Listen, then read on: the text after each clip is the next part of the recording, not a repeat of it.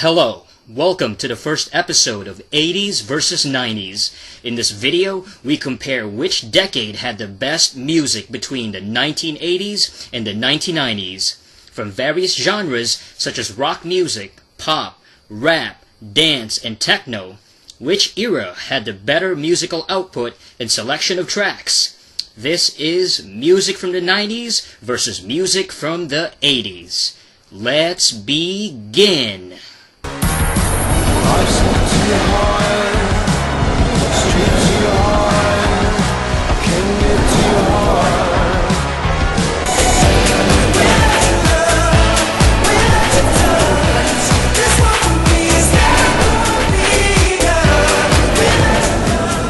The 80s was full of great pop rock songs, particularly tracks from Queen such as Radio Gaga from 1984.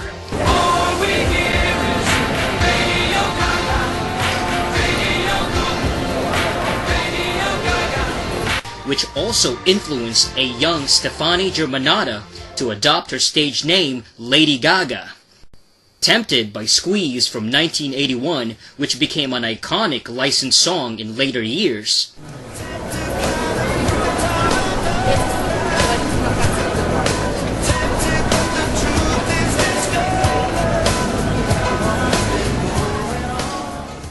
And countless uplifting soundtrack rock music, such as Hearts on Fire by John Cafferty and the Beaver Brown Band, released in 1986 and famously used in the Rocky IV film.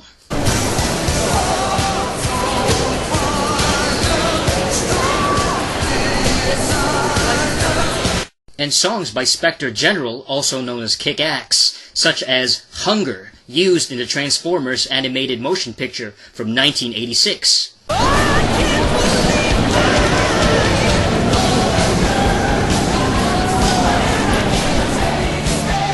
And bands such as Guns N' Roses with Sweet Child of Mine from 1987.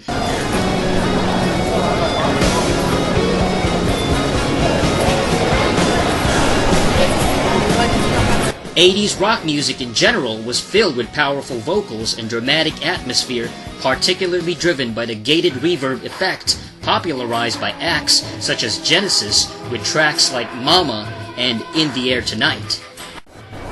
So say you love me, Mama, 'cause it's getting so hard.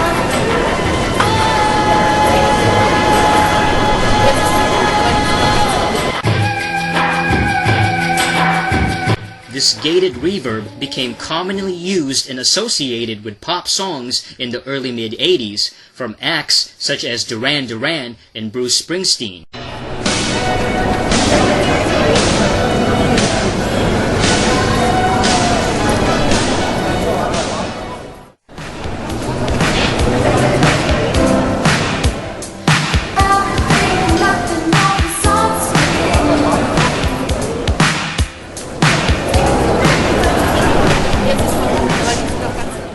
The snappy, distinct snares of the 80s delivered a thumping kick to the mainstream music of the Reagan era.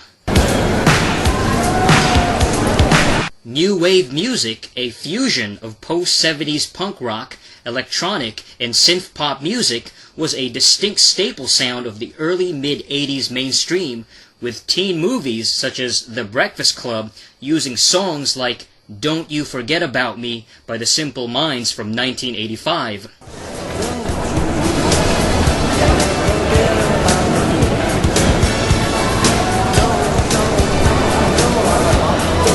In 1982, a band called A Flock of Seagulls released Iran, and their music video would get heavy play on the relatively new music television channel MTV that launched in 1981.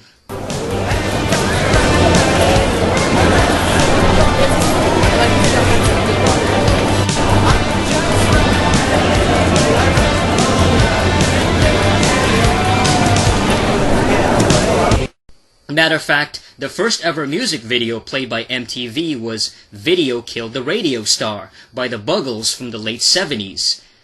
And other songs such as Cars by Gary Newman from 1979 also largely influenced the new wave sound that would dominate the early 80s. MTV's impact on the music business in the 1980s was tremendous and important for the exposure of artists, and boosted the sales of musicians with elaborate music videos such as Michael Jackson's Thriller and Take On Me by a-ha. Pop music in the 80s was dominated by artists such as Michael Jackson, Prince, Madonna, and Cyndi Lauper. Prince scored major hits in 1984 with his famous album Purple Rain, selling over 13 million copies with hits such as Let's Go Crazy, Purple Rain, and When Doves Cry. Female singers and musicians such as Lita Ford, Joan Jett, and Pat Benatar achieved mainstream success and big hits in the 80s as they reached their physical and creative prime.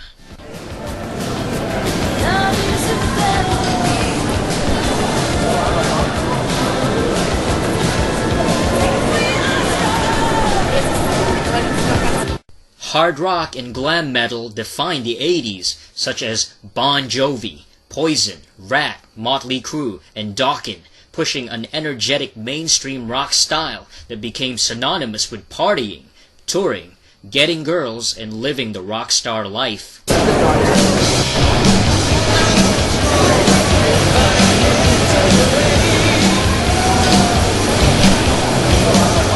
Thrash metal, on the other hand, took the metal scene into faster and heavier roads with more aggressive sound such as Anthrax, Megadeth, Metallica, and Slayer.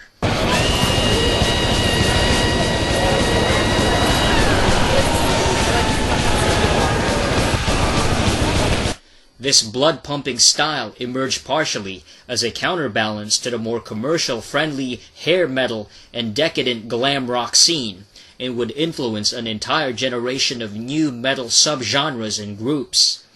Metal music was incredible and very popular during the 1980s, not to mention very innovative.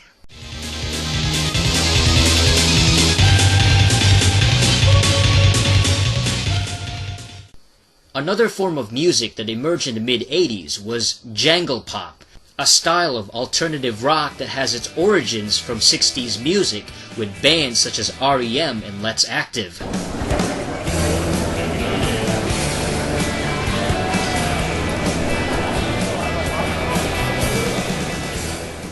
Their sound has a throwback flavor to the 60s jangly guitars and poppy melodies, and shows an example of how older music from 2 decades ago becomes reinvented by a newer generation. Alternative rock was mostly underground in the 80s, but it does lay the groundwork for future success in the upcoming decade. As the hip-hop culture grew popular in the 1980s, rap became another emerging sound that became mainstream by the mid-decade. Some of the more well-known acts from that era included Run DMC and their famous Walk This Way cover, with Aerosmith charting the Billboard Hot 100 Top 5, becoming the first hip-hop song to do so.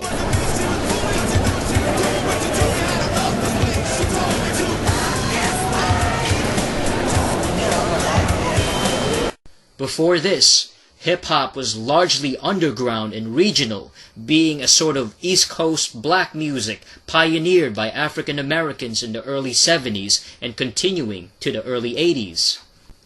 Other songs from NWA, LL Cool J, Public Enemy, Beastie Boys, and Eric B. Rakim were also hip-hop staples during the 1980s. Some of these albums from these artists, such as Paid in Full from 1987 by Eric B. Rakim, became one of the most important and influential hip-hop records of all time, introducing a more lyrical style to hip-hop and an emphasis on more complicated multi-syllabic rhyming ability instead of the more simplistic rapping styles in the early 1980s. In 1982, The Message by Grandmaster Flash and the Furious Five was one of the earliest popular hip-hop tracks to feature social commentary and address problems facing the poor, working-class East Coast community. Broken glass everywhere. People pissing on the stage, you know they just don't care. I can't take the smell, can't take the noise. Got no money to move on, I guess I got no choice.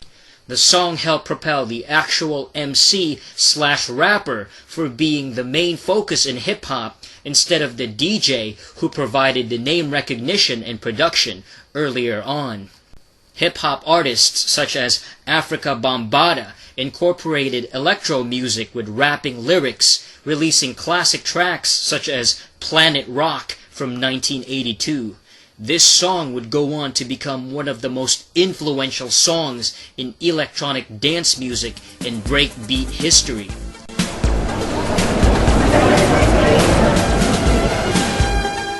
Electro is a shortened term for electro-funk, having its origins from disco, funk, synthesizer, and of course electronic music such as Kraftwerk from the 1970s.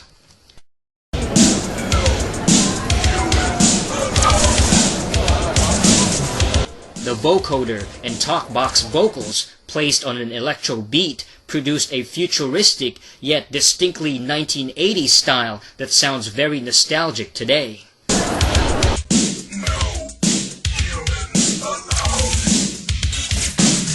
Songs such as No Humans Allowed by Griffin or Ice to Never by the Black Queen have a distinct electro flavor that screams the heart of the 1980s in gritty, street-thumping fashion.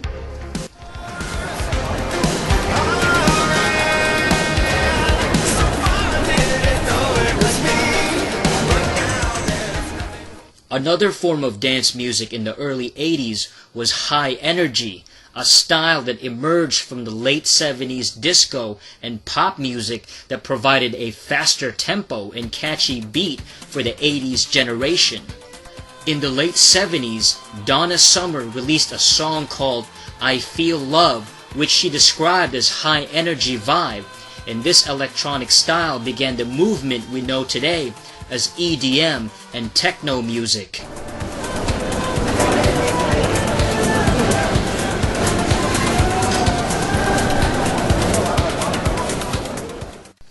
Some high-energy tracks were particularly popular in gay clubs such as Searchin' by Hazel Dean from 1983.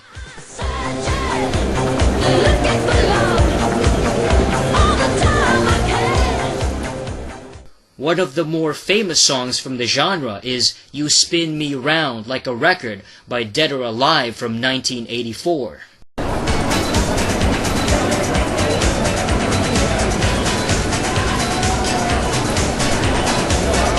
Which became another iconic 80s dance track and club anthem, charting well in Europe and the United States. So that was the 1980s music mainstream in a nutshell, and there are far more genres and subgenres I haven't even spoken about.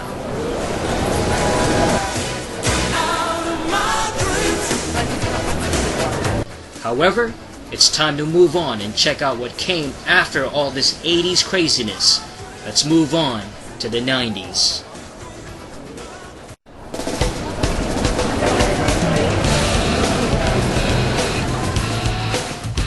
The 90s decade came straight out of the 80s with a lot of shoes to fill, but let's check out some of the biggest hits from Generation X.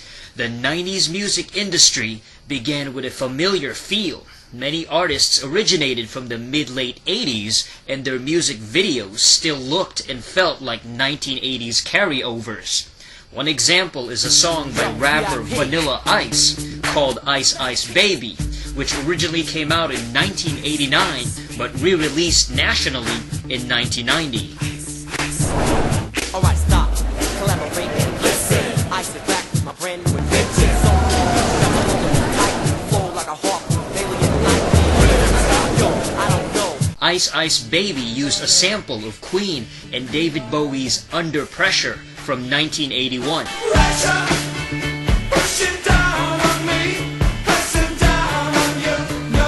Displaying hip-hop sampling roots as a powerful and important tool in producing cheap, easy beats derived from older music created by musicians. The popularity of the single catapulted Vanilla Ice's album to the extreme to 15 million copies around the world. The song became a novelty of early 90s pop rap music, leaving a legacy of embarrassing music videos and cheesy lyrics, but admittedly entertaining presentation at that time. It was an early example of hip-hop music becoming so commercialized and watered down at the expense of artistic integrity, and the 90s took it head-on. Another rapper with a similar novelty and cheesy appeal was MC Hammer, who had a song called You Can't Touch This, released in early 1990. You can't touch this. You can't touch this. And its popularity helped his album sell 18 million copies worldwide. Hip-hop music itself became an enormous cash cow during the decade with the explosion of gangsta rap in the mainstream. This subgenre of hip-hop originated in the mid-late 80s and dominated the early mid-90s rap scene. Well, it's the Michael, psycho, and anytime rhymer. As if you didn't know, yo, jam past the drama with 36 shots to your... Acts such as Tupac, Snoop Dogg, and Notorious B.I.G. led the pack in the United States. This type of hardcore rap spoke about the violence, sex, and mob-like experiences of the inner city, yet maintained commercial viability and pop chart appeal. Tupac's album, All Eyes on Me, from 1996, sold well over 5 million copies and provided many hip-hop classics, including California Love, How Do You Want It, and Hearts of Men.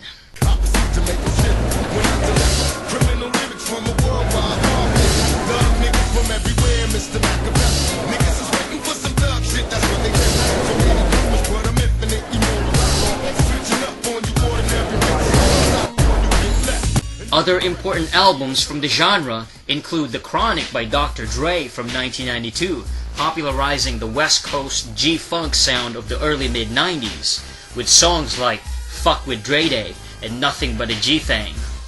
From the East Coast, New York-based rappers such as Mobb Deep, the Wu-Tang Clan, and Onyx provided gritty, hardcore rap music with much of their lyrical content focusing on street life, inner-city violence, and aggression. Violent of the violent is crimes we give life to. If these Queensbridge kids don't like you.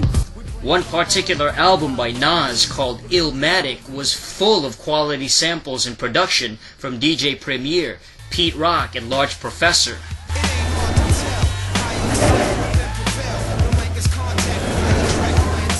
Nas's introspective rhymes and stories explore street life with surreal imagery and is considered one of the greatest hip-hop albums of all time. Throughout the decade, several prominent hardcore rappers died, such as Big L, Eazy-E, Biggie, and Tupac, and by the late 90s, the hip-hop sound became less gangsta and more focused on bling-bling, materialistic, extravagant lifestyles from albums by Jay-Z, Puff Daddy, and Master P. As a response to some of rap's misogynistic lyrics towards women, hip house act 20 Fingers released a song called Short Dick Man featuring female rapper Gillette.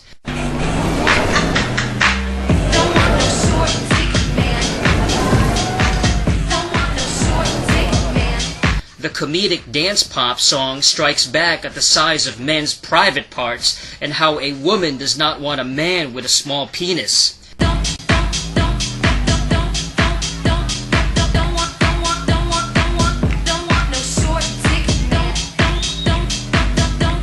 20 Fingers also had other songs such as Lick It featuring Rula, a sexually explicit house song about giving a woman oral sex.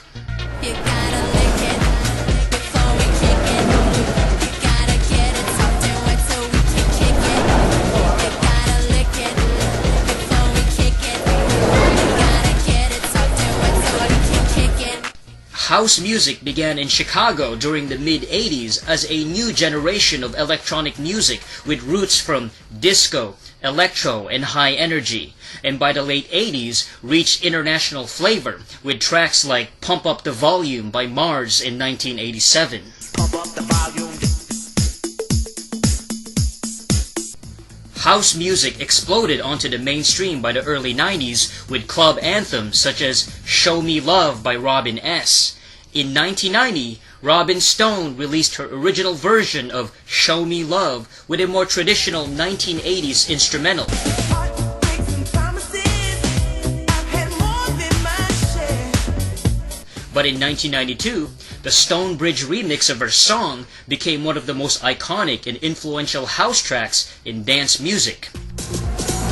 Heartbreaks and promises, I've had more than my share. Throughout the 90s, many outstanding house tracks became mainstream dance hits, such as Groove is in the Heart by D-Light, The Rhythm of the Night by Corona. This is the rhythm of the night. Music Sounds Better With You by Stardust, and The Bomb by the Bucketheads.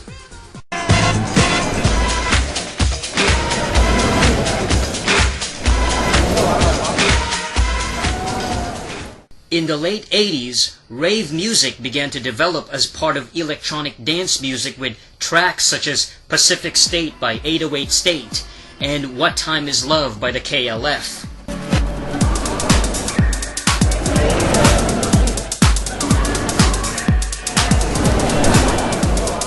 Trance music was considered progressive house in its early years and became a popular defining sound in the early 90s rave scene.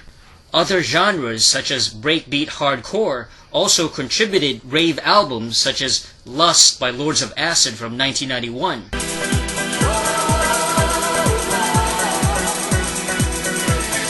And Experience by The Prodigy from 1992. By the mid-90s, techno music such as Techno Syndrome by Immortals were featured in the live adaptation film of Mortal Kombat.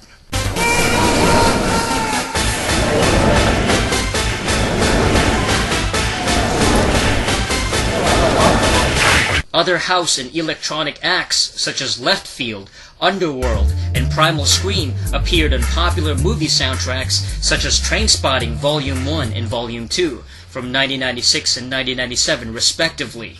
In 1998, Madonna released her 7th album, Ray of Light, which was largely produced by techno DJ William Orbit.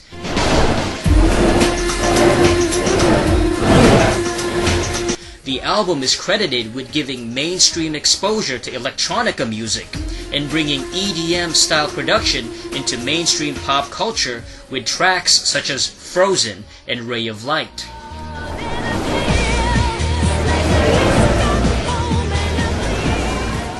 Another established female singer who had a huge dance pop record in the 90s was Cher.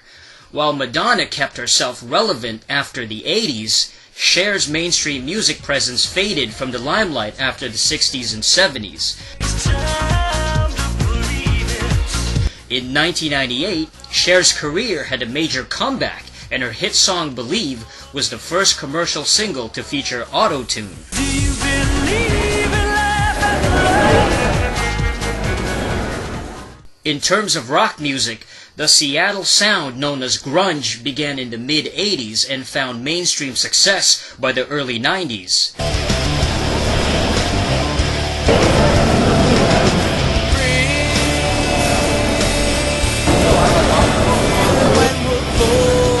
The garish hair metal and gaudy fashion trends of the 80s was replaced by shabby, unkempt rockers in plaid shirts and Converse sneakers. Acts predominantly from the Pacific Northwest such as Mother Love Bone, Temple of the Dog, Alice in Chains, Nirvana, and Pearl Jam released significant albums and singles that catapulted their gloomy, dreary music to the mainstream.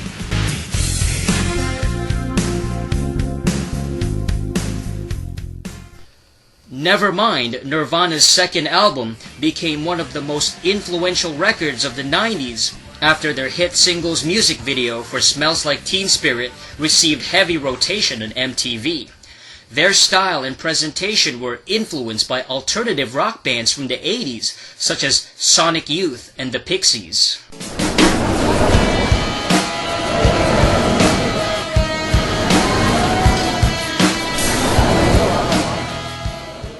Even Nirvana's hit song Come As You Are from 1991 drew similarities to music from the early 80s by bands such as Killing Joke and The Damned.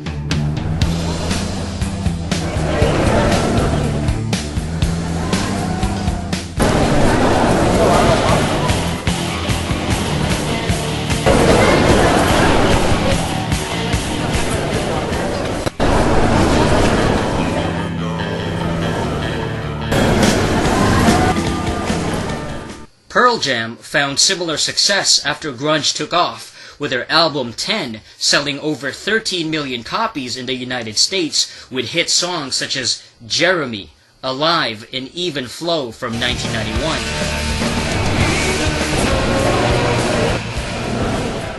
After the mid-90s and the death of Nirvana's frontman Kurt Cobain in April 1994, grunge began its decline.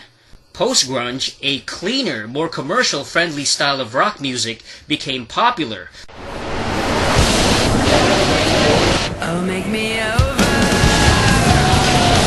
I'm all I want. With bands such as Hole, Bush, The Cranberries, Foo Fighters, Silverchair, Nickelback, and Our Lady Peace.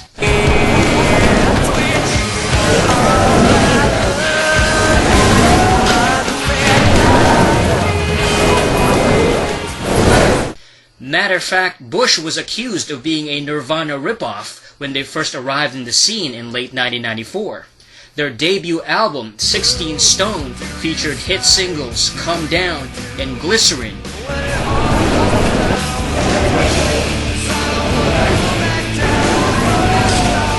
And their aesthetic resembled Nirvana in some ways. In the UK, the Britpop movement dominated the 90s music scene with bands such as Blur, Oasis, Pulp, Swede, and The Verve. Their style was characterized by melodic tunes, working-class references, and emphasis on British culture. The genre was largely influenced by 80s alternative bands such as The Smiths, with their fusion of post-punk and 1960s-inspired rock music.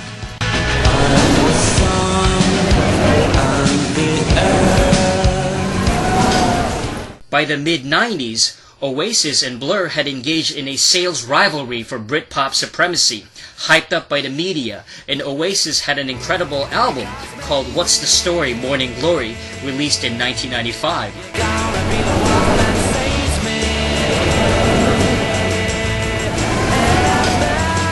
Their hit singles, Champagne Supernova, Don't Look Back in Anger, and Wonderwall became 90s rock classics, and Blur's parody of a grunge track called Song 2 in 1997 became their most commercialized hit in the United States. Speaking of popular British musicians, the pop music scene in the mid-late 90s were dominated by acts such as the Spice Girls, Take That, and Robbie Williams.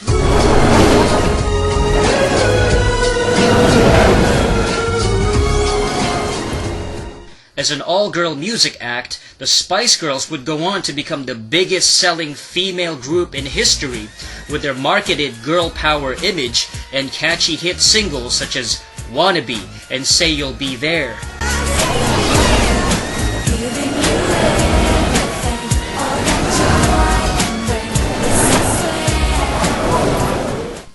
Other groups and boy bands such as the Backstreet Boys and NSYNC would become popular acts, selling millions of records and chart-topping singles in the mid-late 90s.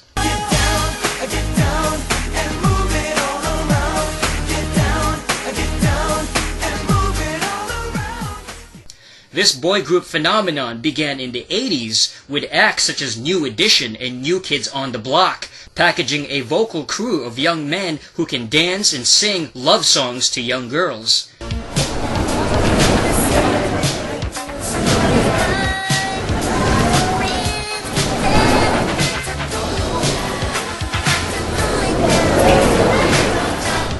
Their music is largely influenced by R&B, soul, rap, and New Jack Swing. In the late 80s and early 90s, New Jack Swing became popular with music from Bobby Brown, Janet Jackson, and Belle Biv DeVoe, such as Poison. my soul. I sense something strange in my Other acts in the 90s would further incorporate R&B, dance, and pop such as Soul Decision, Usher, R. Kelly, and other singers who continued their success from the 80s, such as Michael Jackson and Whitney Houston.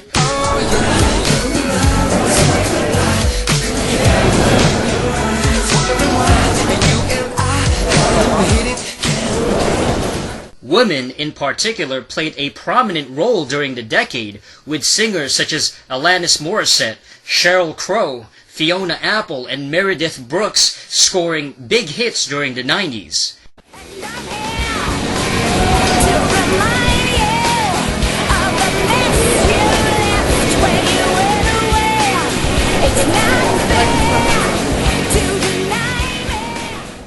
Some of their music is characterized by a sort of post-feminist nihilism, woman empowerment, and independence from stereotypical patriarchy. I'm a bitch, I'm a lover, I'm a child, I'm a mother, I'm a sinner, I'm a saint.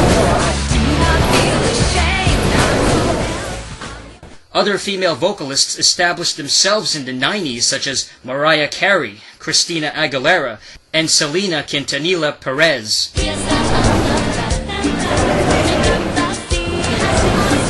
Selena, in particular, was a rising star in the early mid-90s as a Tejano singer who started to cross over in the American mainstream, but her career was cut short after being murdered in March 1995.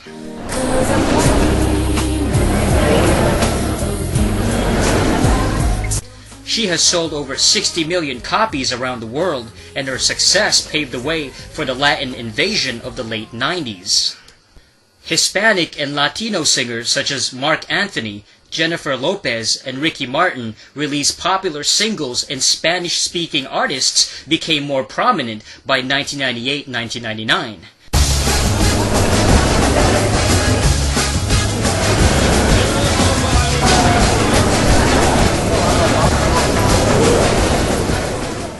Speaking of dance music, by the mid-late 90s, European dance music such as Barbie Girl by Aqua from 1997, Ready to Go by Republica from 1996, and We Like to Party by Venga Boys became popular mainstream singles on the radio. Other countries such as Canada had their form of pop dance music with acts such as Love Inc. and Prozac in the late 90s.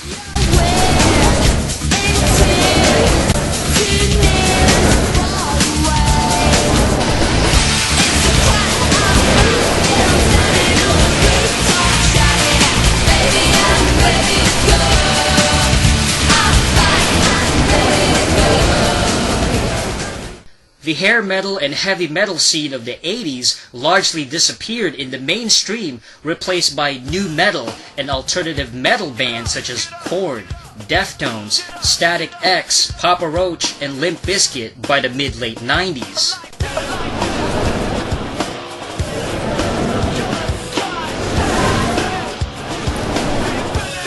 Some bands incorporated industrial elements and synthesizers, while others used rapping and hip-hop vocals, and the songs often had groovy rhythm and emphasized syncopation.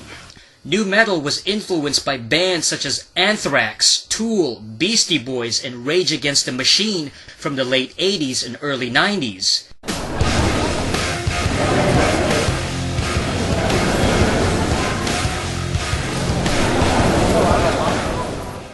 As the 90s drew to a close, rock music and hip-hop melded even more with pop music, with aggression and gritty, explicit lyrics filled with foul language and sexual depravity dominating the charts.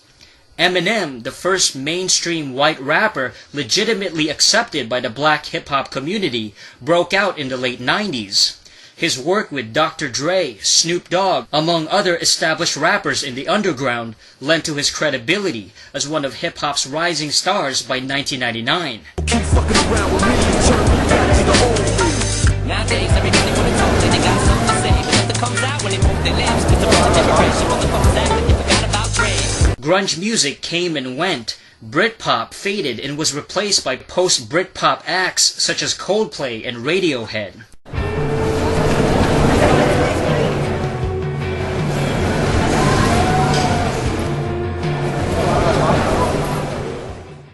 Even ska music had commercial success in the early 90s with bands such as No Doubt, Real Big Fish, and the Mighty Mighty Boss Tones.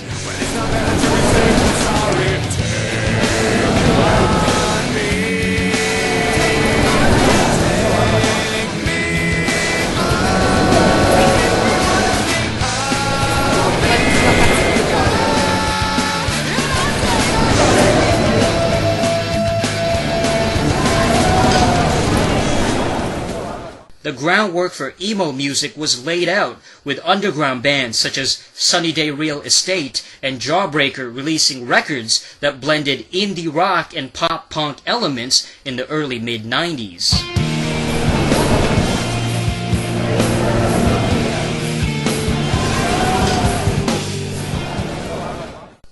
After 10 years of the 1980s and then 10 years of the 1990s, wow, what a difference between the two generations. So which decade overall had the better music? The running theme of this comparison is that without the 80s, the 90s music would not exist and simply would have no influence to derive its work from. Countless bands and groups started out in the 1980s and would find mainstream success in the 90s, such as No Doubt, Stone Temple Pilots, Tupac Shakur, and Alice in Chains. A few songs such as Blue Monday by New Order was covered and updated in the 90s by industrial bands such as Orgy. Does it feel to treat me like you do? Like you laid your hands on me and told me how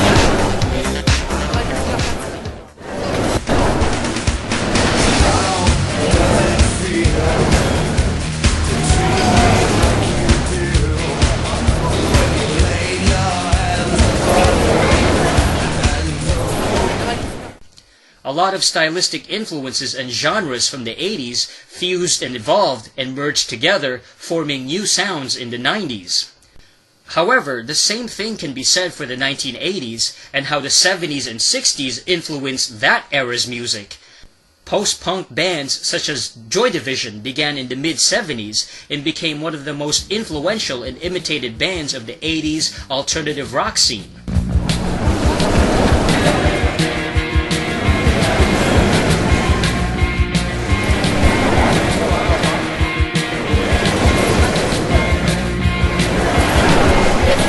I've been waiting for a guy to come and take me by the hand. At the same time, just because something is newer does not make it automatically better than the previous generation. As a child born in 1987 and who grew up during the 90s, I personally feel more connected and acquired to the taste and style of the 90s music. Its gritty lyrics, angst, cynical outlook, and nihilistic attitude was the perfect soundtrack to an early childhood that developed post-Generation X. Like a freak on release. Feeling like I have no release. How many times have I felt disease? In contrast, the 1980s was full of fun songs and catchy hits that captured a feeling of vibrance, 80s excess, and carefree attitudes. Its energetic instrumentals and loud synthesized tunes were all over mainstream radio.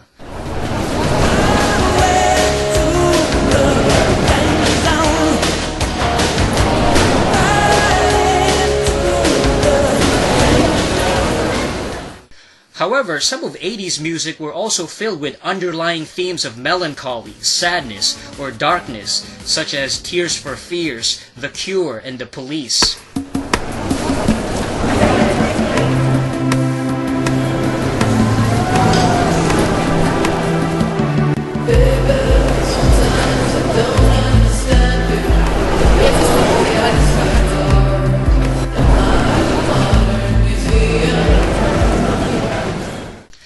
The 90s is typically seen as more depressing, abrasive, profane, and moping, counterbalanced by the factory plastic production of the 90s dance music and bubblegum pop records.